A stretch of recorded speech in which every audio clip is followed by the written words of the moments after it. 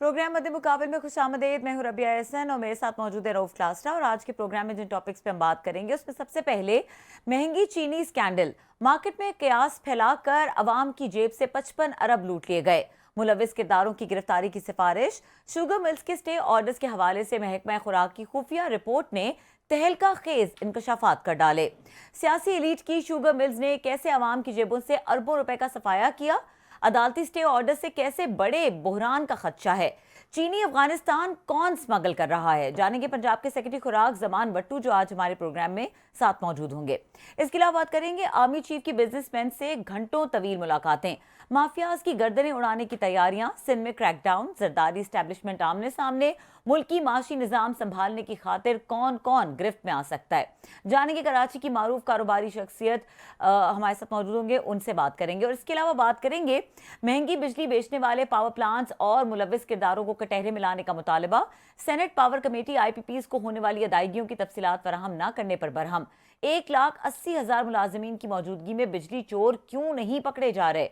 Committee अरकान ने distribution companies की नाअहली का पर्दा चाक कर दिया। कौन से पाकिस्तानी पावर प्लांट्स की ओवर इन्वॉइसिंग में मुलविस हैं। पावर कमेटी क्या बड़े फैसले करने जा रही है। अहम तफसीलात इस हवाले से आपके साथ शेयर करेंगे। हमारे साथ मौजूद हैं सेक्रेटरी फूड पंजाब जमान भट्टू साहब, उनको वेलकम करेंगे। अस्सलाम वालेकुम सर। अस्सलाम वालेकुम। अच्छा जमान साहब, ये बताइए कि शुगर की कीमत पिछले 2-3 माह में हमने देखा 200 क्रॉस कर गई है। क्या लगता है आपको कौन जिम्मेदार है? आप जिम्मेदार हैं, हुकूमत जिम्मेदार है, शुगर मिल मालिकान जिम्मेदार हैं, ब्रोकर जिम्मेदार हैं? बताइएगा। ये हमारी जो चीनी की जो रेगुलेटरी रजीम है उसका सारा डिपेंडेंस जो है वो प्राइस नोटिफिकेशन पे है। हुकूमत पाकिस्तान ने अप्रैल के महीने में प्राइस नोटिफिकेशन किया चीनी का, और वो कोई रिटेल प्राइस अराउंड 100 रुपए किलो के करीब थी।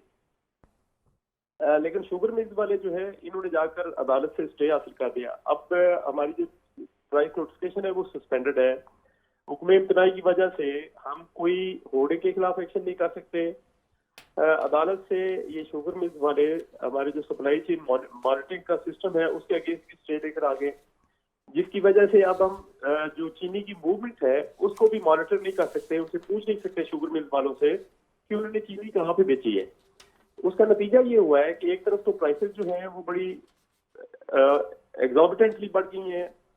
100 रुपए की जो प्राइस है जो कि बड़ी फेयर प्राइस थी उसके अगेंस्ट अब 180 190 की इकरार आ रही हैं। दूसरी तरफ जो चूंकि हम मॉनिटर नहीं कर पा रहे चीनी की मूवमेंट, तो 7 लाख मीट्रिक टन से ज्यादा चीनी जो है वो अफगानिस्तान स्मगल हो गई है। तो ये सारी हमारी जो रेगुलेटरी स्कीम है वो बुनियादी तौर पे बेस करती है प्राइस नोटिफिकेशन पे, जो कि सस्पेंडेड है 4 मई से लेके आज तक वो सस्पेंडेड है। इस दौरान में 14 लाख मीट्रिक टन चीनी जो है शुगर मिल्स ने वो सेल की है, और ऑन एन एवरेज 40-45 रुपए ज्यादा उस पे नोटिफाइड प्राइस पे लिए। तो ये तकरीबन 55 से 56 अरब रुपए के दरमियान, एक रिपोर्ट के मुताबिक 55 से 56 अरब रुपए के दरमियान जो है वो एक्स्ट्रा जनरल कंज्यूमर्स की जेब पे डाका डाला गया है। सर बहुत शुक्रिया भट्टू साहब, आपने हमें ज्वाइन किया। सर आपकी रेपुटेशन जो है वो बड़ी एक अच्छे ब्यूरोक्रेट की, आप जहाँ पे भी रहे हैं, कोई कहीं पे डीसीओ रहे हैं, डिप्टी कमिश्नर रहे हैं, या इससे पहले केएन कमिश्नर रहे हैं, या जहाँ पे भी रहे हैं लोग आपकी हमेशा तारीफ़ करते रहे। और आपने इन कार्टल्स के ख़िलाफ़, माफियाज़ के ख़िलाफ़, वो डिस्ट्रिक्ट लेवल पे हों, वो सूबाई लेवल पे हों, या किसानों के लिए बड़ा आपने फ़ाइट किया। इन कार्टल्स के खिलाफ आप लड़ते रहे। अब आप यहाँ फूड के इसके सेक्रेटरी हैं। अब आप ये बता रहे हैं मुझे, ये हमें जो मुझे समझ आ रही है सर, कि 4 ये मई को आपने एक नोटिफिकेशन किया जिसमें आपने प्राइस फिक्स की कि 100 रुपया जो है प्राइस होगी। और ये शुगर बैरन जो हैं, बड़े बड़े लोग जो हैं, इन्होंने जाके वहाँ पे ये लाहौर हाई कोर्ट के जज साहब से इन्होंने स्टे ले लिया, और 4 मई से अब तक लेकर स्टे चलता आ रहा है कि आप लोग कुछ नहीं कर सकते। पंजाब हुकूमत, KN commissioner, secretary food, nobody can ask them anything. वो जितनी कीमत रखें, जिस प्राइस पे रखें। और उससे बड़ी खौफनाक बात आप ये बता रहे हैं कि इवन इसकी मूवमेंट पे भी कोई आप नहीं रोक सकते थे। और वो चीनी जो है वो अफगानिस्तान चली गई है, स्मगल हो गई। मतलब हमारी चीनी भी अफगानिस्तान स्मगल होती है, हमारे डॉलर्स भी अफगानिस्तान स्मगल होते हैं, खाद भी अफगानिस्तान स्मगल, और गंदम भी वहाँ स्मगल। तो हम सारे स्मगल होके क्यों नहीं पहुँच जाते सर? ये तो बड़ा खौफनाक आपने बात बताई। एक और डाका पड़ा है 55 अरब रुपए का सर लोगों की जेबों पे 2-3 महीने में। ये बड़ी अनफॉर्चुनेट फैक्ट है, लेकिन इस सब के बावजूद जो है हमारे पास चूंकि क्रिमिनल एक्शन के इख्तियारात हैं हमारे अदारों के पास, हमने रिकमेंड किया है इन अदारों को कि जो स्पेकुलेटर्स इन्वॉल्व हैं या जो स्मगलर्स इन्वॉल्व हैं इसकी स्मगलिंग में, और जो स्पेकुलेटर्स इन्वॉल्व हैं जो इसकी प्राइसेस को जैकअप कर रहे हैं, उनके खिलाफ कार्रवाई की जाए। तो उम्मीद है इनके खिलाफ कार्रवाई होगी इंशाल्लाह ताला। इस तरह के जो एंटी सोशल एलिमेंट्स हैं जो नहीं सर, सांप निकल गया, अब चीजों पे मतलब सांप निकल गया, लकीर पीटने वाली बात हो रही है भट्टू साहब के। अब कार्रवाई होगी, अब कार्रवाई 55-60 रुपया तो खा पी गए हैं जो आप बता रहे हैं। अब सांप की जाके लकीर को मारने पे लाठियां मारने से क्या मिल जाएगा, कीमत नीचे आ जाएगी सर। लेकिन उसमें देखिए ना, प्रोविंशियल गवर्नमेंट के जो है वो हाथ बंधे हुए हैं। Stay orders, 2 stay orders, 3 stay orders जो है एट द टाइम वो फील्ड में हैं। हम अगर अपने ऑफिसर को कहते हैं कि कार्रवाई करें तो दे fear contempt of court proceedings. तो इसलिए जो ऑफिसर्स हमारे नेचुरली विदाउट लीगल कवर वो काम नहीं कर सकते। कि मतलब ये कह रहे हैं, जो बात समझ मुझे आ रही है सर, रिपोर्ट भी आ जाइए निगरान हुकूमत की चीनी पे सर, वो देख रहा था, पढ़ रहा था ये पेजेस, मैं भी इधर भी वहाँ पे आ रहे थे सामने। तो उससे तो लगता है कि जुडिशरी ने हाथ बांध दिए आप लोगों को कि it's a free for all. आपने पंजाब हुकूमत ने या फूड ने, कमिश्नर साहब ने, केन कमिश्नर ने, इनको कुछ नहीं कहना। ये हमारे लाडले हैं शुगर वाले, ये बैरन जो हैं, ये मिल मालकान जो हैं, जो हर 2-4 साल बाद आते हैं, बड़े बड़े डाके मारते हैं, और डाके मारने के बाद आराम से बिलियंस कमा के फिर वो बैठ जाते हैं और फिर अपना सार उठाते हैं और फिर लूट रहे। सो आपके हाथ ये जुडिशरी ने बांध दिए हैं, ये कुछ नहीं करना। आप लोगों ने कोई उसके जरिए, जो आपके एडवोकेट जर्नल्स होते हैं, उनके जरिए नहीं अप्रोच किया उनको कि सर आवाम लुटती जा रही है, 100 रुपए की चीनी थी 200 रुपए पे जा रही है, आप उनको स्टे दे रहे हैं, हमें आपने मेरे आके हाथ बांध दिए हैं। तो ये किस तरह का इंसाफ है, किस तरह की चीज़ है? आपने कोई अप्रोच नहीं किया सर उनको? नहीं, हमने सीपीएलए फाइल की है सुप्रीम कोर्ट ऑफ पाकिस्तान में, लेकिन अनफॉर्चुनेटली वो सीपीएलए भी अभी तक टेकअप नहीं की गई।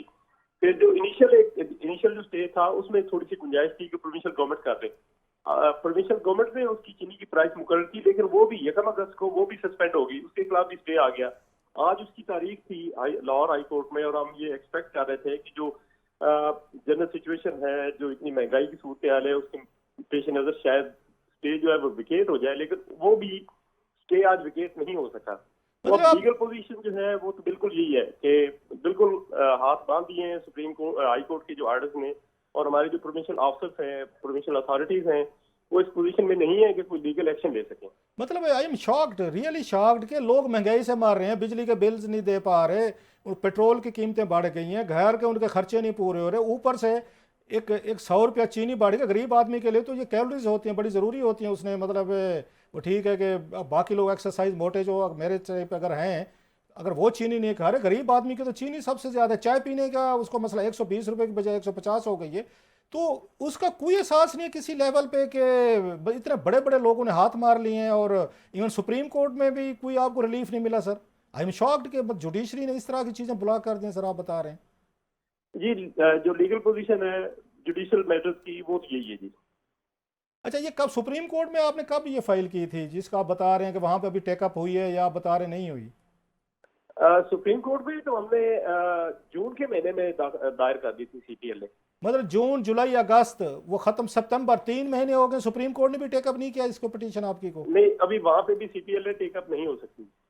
तो यहाँ पे अटॉर्नी जनरल किस से ये मर्ज की दवा होते हैं सर, इतने पैसे ले रहे हैं? यहाँ पे वजारत है आपकी, मतलब निगरान इस वक्त आपके बैठे हुए लॉ मिनिस्टर हैं, पूरी लॉ मिनिस्ट्री है आपके पास है, तो आपने कोई रोला शोला नहीं डाला? कोई अटॉर्नी जनरल से मिलते हैं, कोई लॉ मिनिस्टर साहब जो नए हैं, चले पुराने हैं उनको छोड़ देते हैं कि वो मसरूफ़ होंगे, आपने कोई भट्टू साहब किसी जगह कोई रोला नहीं डाला कि आवाम लुटती जा रही है, लोगों के पास खाने को नहीं है, लोग खुदकुशियाँ करने पे तुल गए हैं, चीनी आपने 100 रुपये बढ़ा दी है, बिलियंस ऑफ रुपीज़ लोगों को जेबों से निकल गए हैं, और ये it's a business as usual.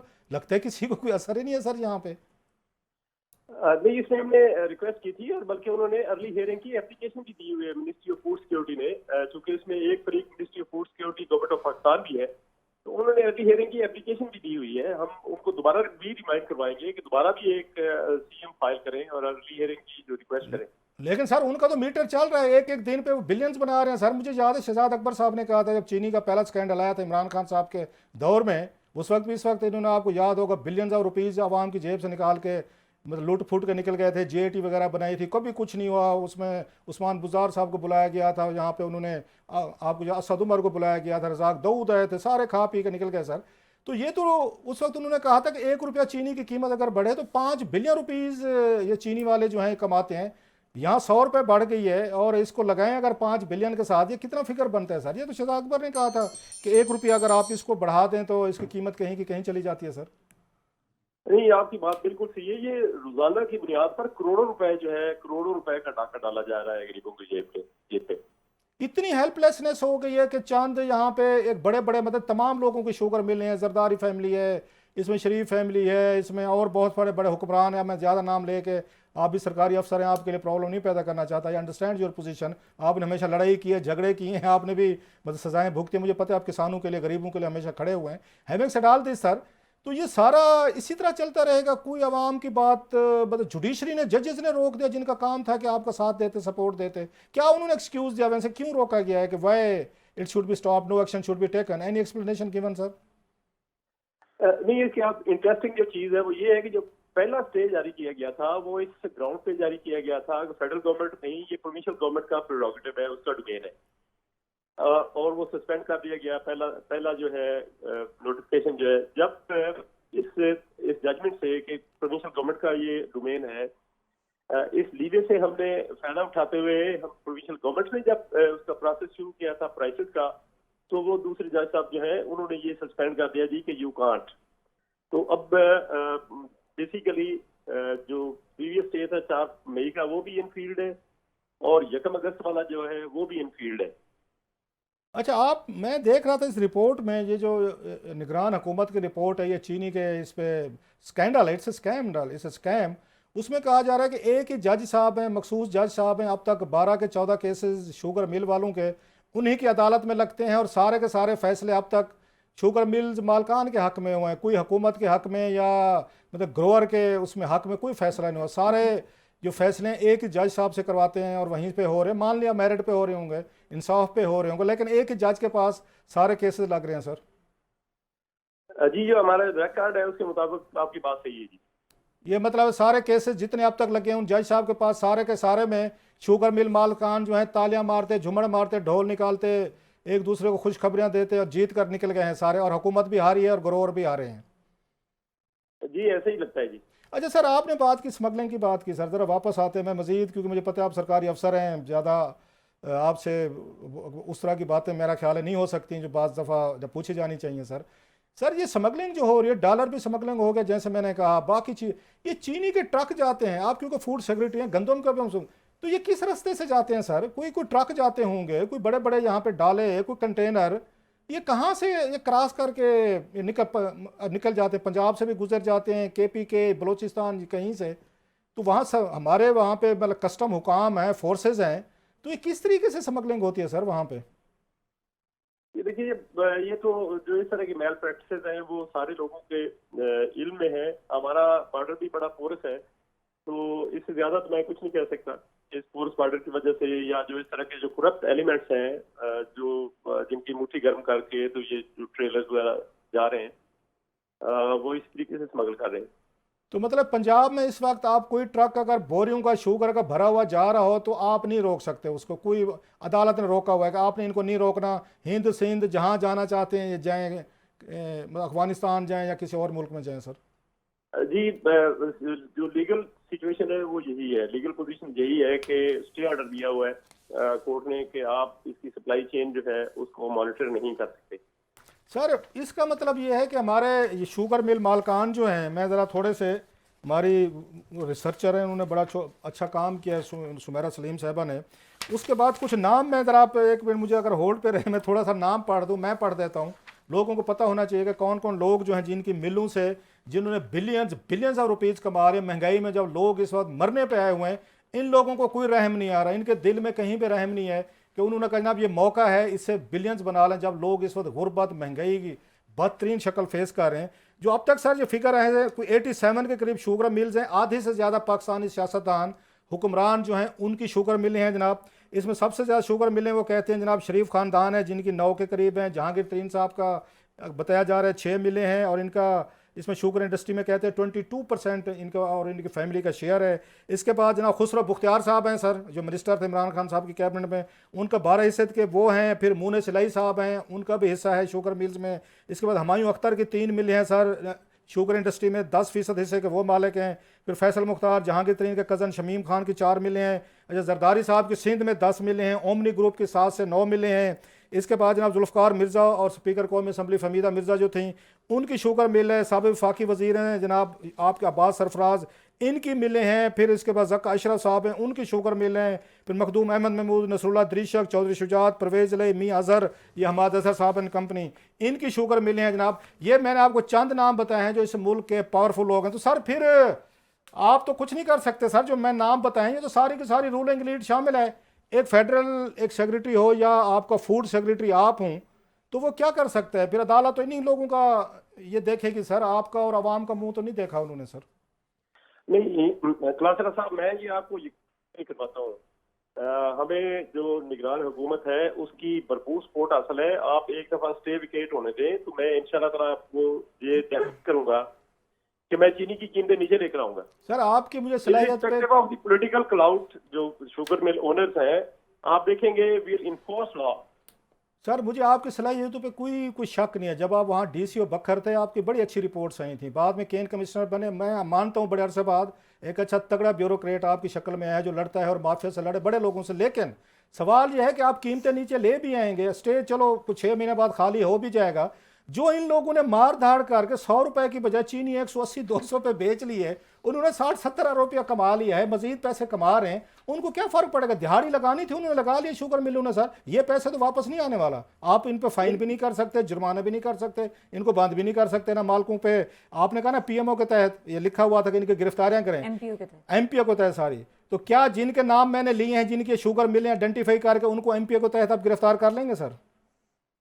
देखिए, मेरा प्रपोजल था जो स्पेकुलेशन में इन्वॉल्व है irrespective of his political cloud, उनके खिलाफ चाहिए। ये आवाज आ रही है सर आपको? जी जी आ रही है। मैं ये अर्ज कर रहा था, हमने तो ये रिकमेंड किया हुआ है ऑलरेडी कि जो लोग स्पेकुलेशन में इन्वॉल्व हैं उनके खिलाफ उनकी डिटेंशन होनी चाहिए irrespective of their political cloud या उनका जो भी स्टेटस है। सर आपने एक तरफ कहा कि निगरान हुकूमतें जो हैं वो आपको सपोर्ट दे रही हैं, बिल्कुल दे रही होंगी सर। आपको अब तक उन्होंने सेक्रेटरी रखा हुआ है, ये भी सपोर्ट है, मैं मानता हूँ। मुझे पता है कि आप जैसे अफसरों को, मुझे ज़ाती तौर पर पता है, वो अपनी सीट पे 2-3 महीने से ज़्यादा नहीं टिक पाते, जो आप जैसे मतलब अच्छे अफसर होते हैं, जो तगड़े होते हैं। लेकिन सर जब मतलब है उस जरदारी साहब की मिल पे कौन हाथ डाल सकता है सर? ये शरीफ फैमिली की मिल पे कौन हाथ डाल सकता है? निगरान वज़ीर आज़म हो, निगरान वज़ीर आला हो या दीगर लोग हों सर, ये तो इनको निगरान हुकूमतें बनवाने वाले वही हैं जिनकी शुगर मिले हैं सर। उन्हीं ने तो नाम दे के इनको बनवाया है। तो ये कैसे ये कार्रवाई हो सकती है या आप कहते हैं कि आपको निगरान हुकूमतों की सपोर्ट हासिल है सर? मेरे ख्याल में जो लॉ की एप्लीकेशन जो है वो यूनिवर्सल है और उसमें मुझे तो कोई डाउट नहीं है। अगर हमारा ये स्टेज वगैरह विकेट होते हैं तो हम इंशाल्लाह ताला आपको करके दिखाएंगे इसकी बिल्कुल यूनिफॉर्म और यूनिवर्सल एप्लीकेशन होगी। ये जो उन्होंने 50-60 हज़ार रुपया लूट लिया और अभी लूटता जा रहा है, ये वापस ले देंगे आवाम को सर? नहीं, ये तो एक बड़ा स्कैम है। इस पे तो इंक्वायरी जरूर होनी चाहिए। ये सर आपको याद होगा भट्टू साहब, आपसे पहले 2019 था मेरा ख्याल है, जब 4 बिलियन रुपीज़ की इमरान खान साहब ने और असद उमर ने और इन तमाम ने मिलकर रजाक दाऊद एंड कंपनी ने, उस्मान बुज़दार साहब वहाँ पे, उसके बाद हाशिम बख्त थे, खुसरो बुख्तियार एंड कंपनी, तरीन साहब, इन तमाम लोगों ने तो उस वक्त 4 बिलियन रुपीज़ की सब्सिडी दे के क्राइसिस पैदा कर दिया था। और उस वक्त प्राइसेज जो थी 52 रुपए से 72-70 तक, फिर 90 रुपए तक चली गई थी, 120 तक चली गई थी। ये तो हर 3 साल बाद ये काम होता है सर, दिहाड़े लगाते हैं सारे के सारे और ब्यूरोक्रेसी बैठी की बैठी रह जाती है। ये तो चलो आप है ना, आपने इतनी बहादुरी से बात कर ली है, कोई ब्यूरोक्रेट तो बात नहीं करता, हमसे कहते मेरा काम ही नहीं है जनाब, मैं क्यों करूँ। आप मतलब जुडिशरी आपसे अलहदा लड़ रही है, उसके बाद पॉलिटिशियन आप पे अलहदा लड़ रहे हैं, आप अभी भी उम्मीद रखते हैं कि निगरान हुकूमतें आपको सपोर्ट दे रही हैं सर? नहीं, आई एम होपफुल। मुझे तो किसी जगह पे इंटरफेरेंस का सामना नहीं करना पड़ा जी। नहीं, आई एग्री, आपको उन्होंने रखा हुआ है। बहरहाल सर मैं ज़्यादा आपसे क्या, आपने तो आज मतलब I am shocked, rapid fire type मतलब आई एम शॉक्ड कि जिस जुडिशरी ने प्रोटेक्ट करना है लोगों के, मादरत के साथ ही मैं पहले से हाथ बांध लेता हूँ जनाब, कि मैं छोटे से लोग हैं जनाब, के जज साहब नाराज़ हो जाएंगे सर जी। मतलब 12 आपके फैसले आ रहे हैं जो रिकॉर्ड पे हैं, सारे शुगर मिलों के हक में हैं, कोई एक अवाम और कोई ग्रोअर और कोई हुकूमत के हक में नहीं है। वैसे उन ग्रोअर्स का इनका शुगर मिलों का क्या सर स्टांस था, उन्होंने किस बुनियाद पे स्टे लिया सर? उन्होंने क्या रीजनिंग बताई अदालत में? देखिए जी, उनकी लीगल टीम जो है ना वो बड़ी बड़ी स्ट्रांग है। उनके लिए इस तरह के केस तैयार करना कोई इशू नहीं है। देखें, जब 100 रुपए के मुकाबले में आप 180 रुपए ले रहे हो और बिलियन जब इन्वॉल्व हो उसमें प्रॉफिट मेकिंग में, तो नेचुरली वो इस तरह की केसेस जो हैं वो फाइल करते हैं और अनफॉर्चुनेटली दे गेट रिलीफ। मतलब आपकी, मतलब पूरी जो हुकूमत है पंजाब है, 12 करोड़ का सूबा है जिसका एनएफसी से 1000 अरब लेते हैं, चलो बाकी में उनके इनकम में नहीं देता, मोस्ट मतलब रिचेस्ट प्रोविंस, उसके मुकाबले में ये जो शुगर के ये हैं हमारे बड़े बड़े मालकान हैं, इनके पास बहुत पैसा है और इन्होंने ऐसे ऐसे वकील कर लिए हैं कि आपका एडवोकेट जनरल या एडिशनल एडवोकेट जनरल तो ये अपना केस नहीं लड़ सकते, इनमें कैपेसिटी नहीं है। अगर कैपेसिटी नहीं है तो इनको एडवोकेट जनरल और एडिशनल, इनको जनरल किस तरह बनाया हुआ है? अगर वो बड़े बड़े वकीलों को खड़े होकर एक्सपोज नहीं कर सकते, अदालत के सामने कन्फ्रंट नहीं कर सकते कि माय लॉर्ड यहाँ पे बिलियंस ऑफ रुपीस का मामला है और लोग लूट रहे हैं, गरीब लोग लूट रहे हैं जिनके पास पहले कुछ नहीं है, तो ये कोई रौला नहीं डालते, कोई बात नहीं करते, कोई आर्गूमेंट नहीं होता सर वहाँ पे, बस स्टे हुआ नहीं, खत्म। देखिए, जो स्टेट की तरफ से जो लोग अपेयर होते हैं, हमारे ऑफिसर जो होते हैं या जो हमारे लॉ ऑफिसर होते हैं, अटॉर्नी जनरल की ब्रांच से एडवोकेट जनरल की ब्रांच है, वो डेफिनेटली वो केस अपना प्लीड करते हैं जी। अच्छा, जस्ट वन लास्ट क्वेश्चन मैं ये पूछना चाहूंगी जमान भट्टू साहब कि आपने इस पूरी रिपोर्ट को जब कंपाइल किया है और डेफिनेटली आपने आइडेंटिफाई किए हैं कि बॉटलनेक्स क्या हैं, तो अब क्या लगता है, होपफुल कितने हैं आपके, कुछ होगा इसके ऊपर? माजी में भी हमने देखा है रिपोर्ट्स बनी है, JITs भी बनी है, लेकिन हाथ नहीं डाला जाता इस माफिया पे, तो आपको लगता है कुछ होगा? देखिए जी, हमारा तो फर्ज ये है कि हम जो चीजें हैं वो टेबल पर लेकर आए, जो इस तरह के मेल प्रैक्टिसेस हैं वो सामने लेकर आए। इसमें अब मुख्तलिफ गवर्नमेंट्स जो हैं वो उनके अदारे होते हैं, तो let's see and let's hope. बहुत शुक्रिया भट्टू साहब, आपने बड़ा मतलब है वो क्या कहते हैं मगरमच्छों के मुंह में हाथ डाला हुआ है सर।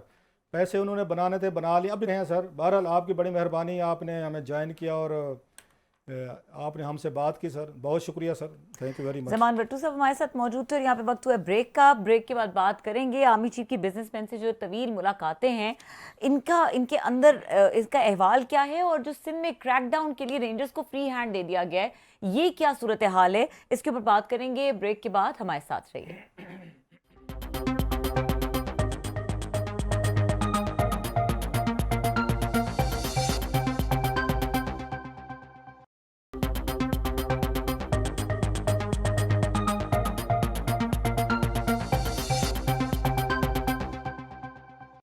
Welcome back. और हमारे साथ मौजूद हैं मारूफ बिजनेसमैन अकील करीम ढेडी साहब, उनको वेलकम करेंगे। अस्सलाम वालेकुम। वालेकुम अस्सलाम। अच्छा अकील साहब बताइएगा, आर्मी चीफ की मुलाकात हुई है कराची में भी बिजनेस कम्युनिटी से, और कराची बिजनेस हब है, जरा इस तफसील बताइएगा इस मुलाकात की, कि इस मुलाकात में क्या क्या बातें थी जो जिनका तस्करा हुआ, माहौल कैसा था और क्या नतीजा निकलने का इम्कान है? देखिए, जो हमारी मुलाकात थी उस मीटिंग में कराची के कोई 65 लोग थे और सबका किसी का चेंबर से, कोई फेडरेशन से था, कोई ऑप्टिमा से था, बहुत सारे मतलब इकट्ठे लोग हुए थे। कुछ लॉ एंड ऑर्डर के हवाले से डीजी रेंजर्स साहब को भी उन्होंने बुलाया हुआ था।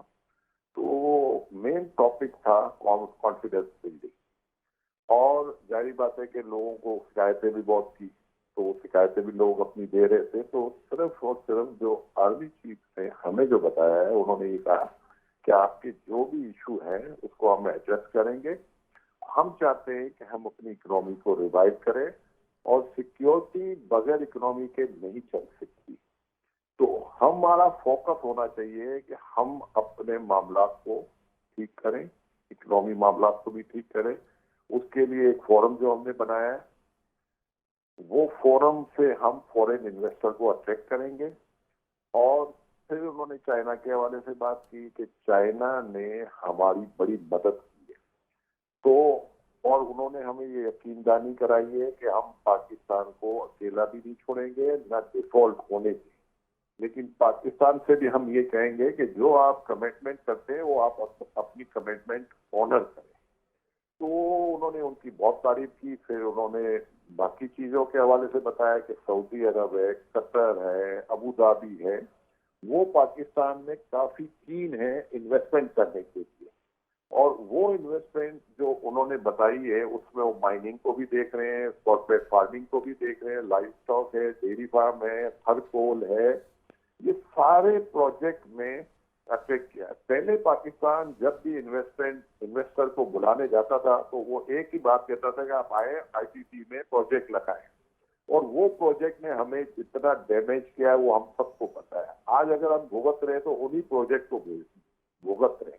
लेकिन इस दफा उन्होंने ये नहीं कहा, उन्होंने नए एरियाज आइडेंटिफाई किए और वो सब कन्वेंस है। इसके पहले उन्होंने $10 बिलियन सऊदी अरब ने पाकिस्तान में रिफाइनरी लगाने का अनाउंस किया था, लेकिन जाहिर बात है उसके लिए रिफाइनरी पॉलिसी बननी थी। वो पॉलिसी अभी जाके कहीं अप्रूव हुई है। अगर शायद ये पहले अप्रूव हो जाती तो हो सकता है हमारे यहाँ इन्वेस्टमेंट शुरू हो चुकी होती।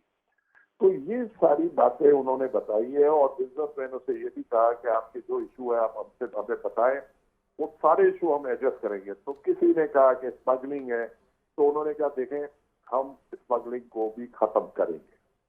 कुछ लोग ये कह रहे हैं कि उन्होंने कराची के हवाले से बात की है, उन्होंने पूरे पाकिस्तान के हवाले से बात की है, कहीं कराची के हवाले से बात नहीं की। स्मगलिंग को हम खत्म करेंगे। दूसरा उन्होंने ये कहा है कि अब इस तरह नहीं चलेगा, अब आर्मी और गवर्नमेंट को मिल के हम चाहते हैं कि कोई ऐसी पॉलिसी बने कि जब नया इलेक्शन हो और जो लोग आए तो इस पॉलिसी को लेके आगे चले ताकि मुल्क को भी फायदा है।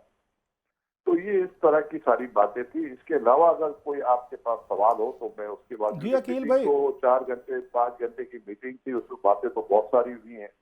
अगर आप कोई मुझे बताएंगे तो मैं उसके ऊपर आपको। जी अकील भाई बिल्कुल, बहुत शुक्रिया आपका, आपने एक ओवरव्यू दे दिया। माजी में भी आप को याद होगा सर, बहुत सारी इस तरह की मीटिंग्स जो हैं, जनरल बाजवा साहब वो आपसे भी कई दफ़ा मुलाकातें उनकी हुई, ताजरों से हुई, सनतकारों से हुई, मैनी टाइम्स, बल्कि कई दफ़ा तो वज़ीरों को भी बिठाया गया। इमरान खान साहब के दौर में जो उनके वज़ीर थे वो भी साथ बिठाए गए हैं जी, सवाल जवाब करें। वो जो पिछली होती थी मीटिंग, हम इससे पहले बाद में आते, उनका कभी कोई रिजल्ट निकला जो आर्मी चीफ से, ताजरों की, सनतकारों की, आप लोगों से होती थी? वर जो सेटिस्फाइड के उस वक्त भी रिजल्ट निकले थे सर? देखिए मैं पिछले और अब में जो डिफरेंस है ना वो बता दूं पहले सर आपको। पीछे जो मीटिंगें होती थी ना वो इसलिए होती थी कि पाकिस्तान के ऊपर इतना मुश्किल वक्त पहले कभी आया नहीं, ठीक है। तो जी। पहले तो हम रूटीन में बात करते थे कि हम जैसे कहते थे ये स्मगलिंग हमें डैमेज कर रही है, तो आर्मी चीफ ये कहते थे कि भाई आप वहां लोगों को रोजगार दो तो ये स्मगलिंग हम रोक देंगे। फिर एफडीआर के हवाले से बात होती थी कि करप्शन बहुत है, तो ये रूटीन जुमले होते थे। जी। इस दफा इस तरह की कोई बातचीत नहीं हुई है, बिल्कुल हट के बात हुई है। अब ये हो रहा है कि भाई पाकिस्तान इस वक्त मुश्किल में है।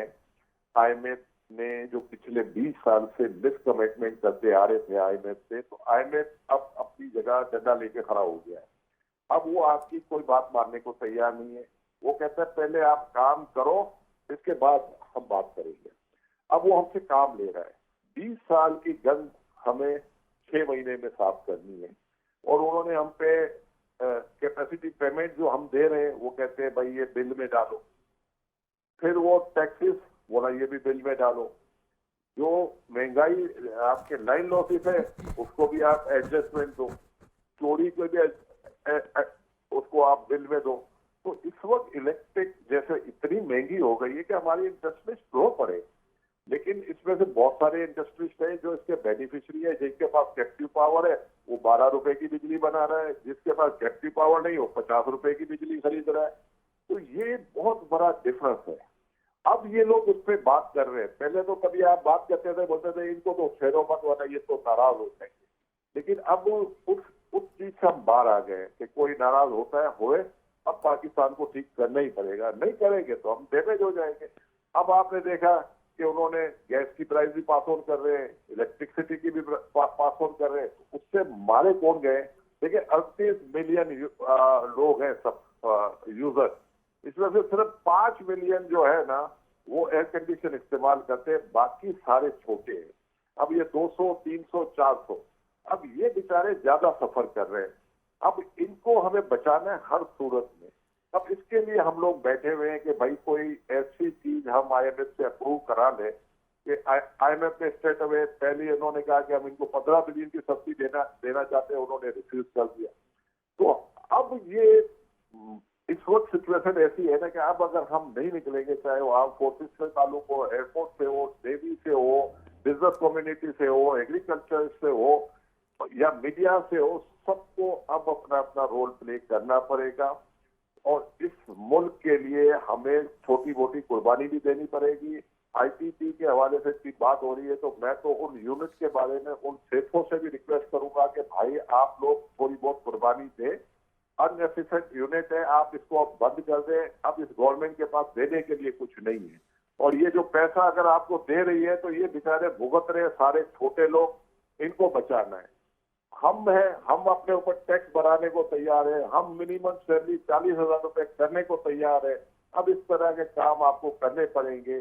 तो आर्मी चीफ ने आके अगर ये सारी बातें हमारे से की हैं तो ये ऐसी बातें हैं कि अगर नहीं करेंगे तो हम आगे नहीं बढ़ेंगे। हमें सबको ये बातें करनी पड़ेगी। अच्छा, बड़ी और आपने ये माननी भी पड़ेगी। आपने बड़ी उन्होंने कॉन्फिडेंस बिल्डिंग की बातें की है, वो बातें हो सकती है, पॉसिबल है, ये नहीं है कि नहीं पॉसिबल। अच्छा सर, ये कोई इतनी साइंस वाली बात नहीं थी। वो पाकिस्तान में माइनिंग को अटैक कर रहे हैं। वो ये कह रहे हैं कि सऊदी अरब रेकोडेक के साथ अपना स्टेक खरीदेगा।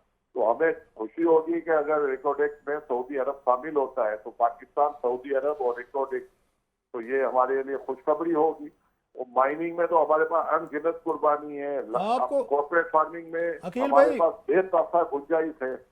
आपने बड़े अच्छे तरीके से आपने अकील भाई जो हो रही है, बड़े अच्छे तरीके से आपने बातें एक्सप्लेन की हैं। लेकिन इस वक्त जो मसले हैं इमीडिएट, जो मुझे आपकी बातों से उम्मीद तो नज़र आ रही है लेकिन फौरी तौर पर वो हल होते हुए माजरत के साथ नजर, मसलन लोगों का इस वक्त सबसे बड़ा मसला ये है कि अभी अगस्त वाले बिलों की चीखें निकल रही हैं। तो मैं उस दिन था, ये थे राशिद लंगड़ियाल साहब, सेक्रेटरी पावर थे, उन्होंने कहा जनाब अक्टूबर में इससे ज़्यादा बिल आने वाले हैं।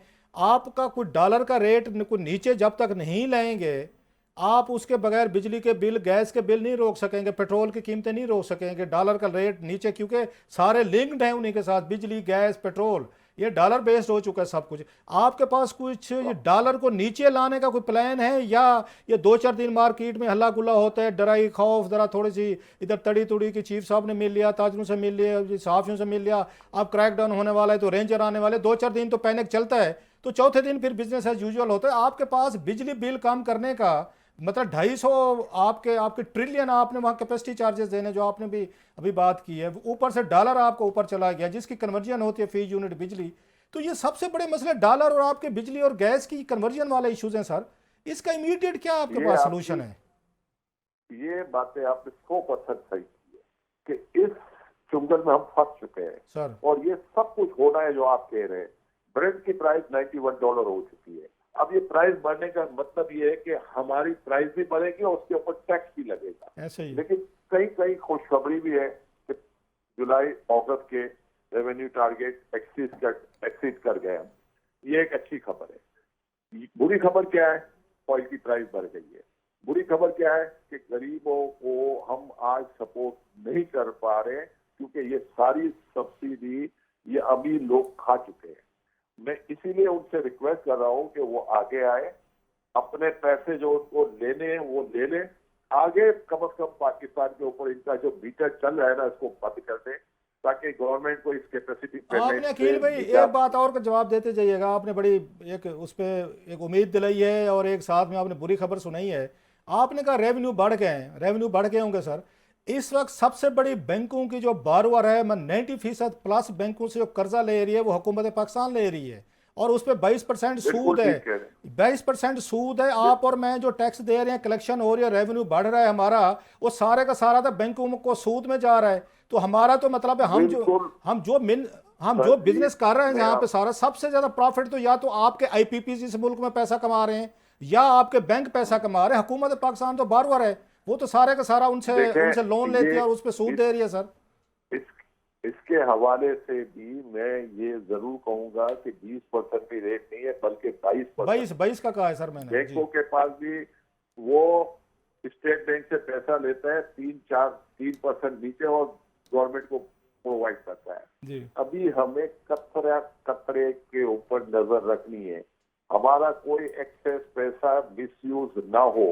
अब ये पॉलिसी मेकर के ऊपर जिम्मेदारी है।